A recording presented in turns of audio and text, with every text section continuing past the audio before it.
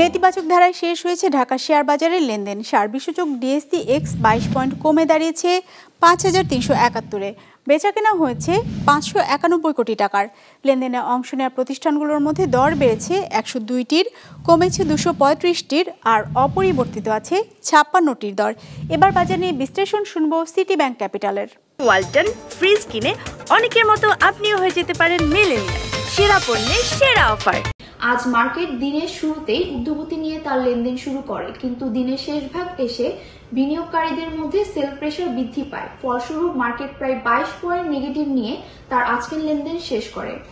আজ মার্কেটে লেনদেনরত কোম্পানিগুলোর মধ্যে শেয়ার মূল্য বেড়েছে 102টি কোম্পানির, শেয়ার মূল্য কমেছে 235টি কোম্পানির এবং অপরিবর্তিত ছিল 56টি কোম্পানির শেয়ার মূল্য। মার্কেটে আজ টোটাল টার্নওভার ছিল 591 কোটি টাকা।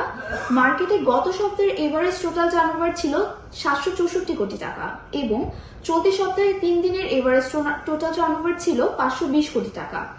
আজকে সবচেয়ে বেশি লেনদেন হয়েছে ওরিয়ন ফার্মার, এদের প্রায় 43 কোটি টাকার মতো লেনদেন হয়েছে। দ্বিতীয়ত ছিল লাভেলো।